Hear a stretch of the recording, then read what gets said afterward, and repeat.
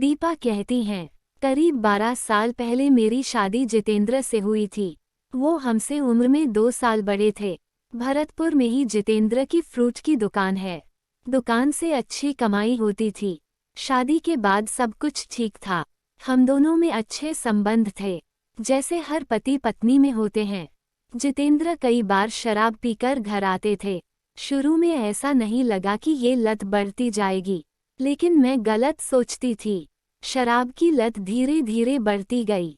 दीपा, अब लत बढ़ने के साथ उसका असर हमारे जिस्म और मन दोनों पर पड़ने लगा था। कभी वो पति की तरह नहीं बल्कि किसी रेपिस्ट की तरह हमारे शरीर को नोचते थे, ऐसे जैसे कोई गंदी फिल्म की शूटिंग चल रही हो।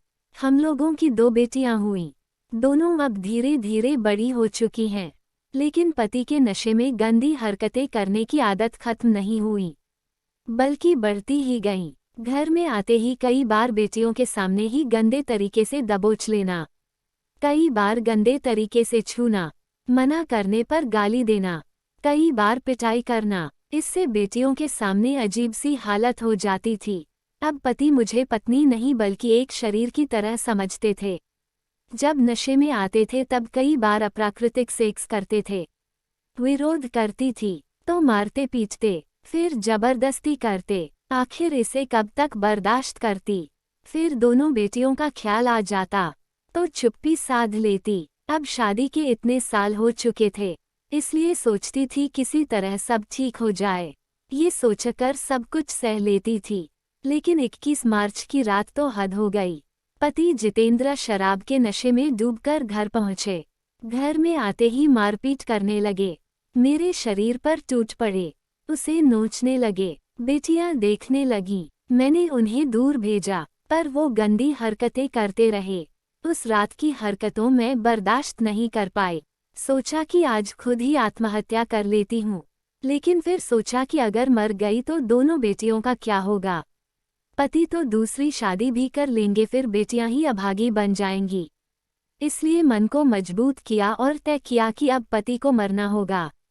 इसलिए खाने से पहले सब्जी में नींद की कई गोलियां मिला दी। उसी सब्जी को पति को खिलाया। खाने के बाद पति जल्दी ही गहरी नींद में चले गए। उधर बेटियां भी सो गईं, पर मेरी आंखों में अब नींद नहीं थी। रात के करीब 2:30 बजने वाले थे। सब कुछ देखा, फिर रसोई में पहुंची। वहां से चाकू उठाया और कमरे में आई। फिर पति के मुंह में पहले कपड़ा ठूंसा ताकि शोर न मचा सके। फिर एक कपड़े से उसका गला दबा दिया, लेकिन मेरे गला दबाने से मौत नहीं होनी थी, इसलिए चाकू उठाकर सीने में कई बार मारा। कई सालों का गुस्सा उसी चाकू के सहारे पति के सीने में उतार दिया। अब वो मौत की नींद सो रहा था। फिर सुबह होने पर पहले तो इधर उधर की बात करती रही, लेकिन आखिर में सबके सामने सच बता दिया। हेलो दोस्तों, हमारी आज की कहानी आपको कैसी लगी हमें कमेंट कर जरूर बताएं, और आपको कहानी पसंद आई हो तो लाइक करें, और ऐसी ही मजेदार वीडियो को देखने के लिए सब्सक्राइब करें, घंटी को बजाना न भूले। धन्यवाद। वंदे मातरम। आपका दिन शुभ हो। जय हिंद।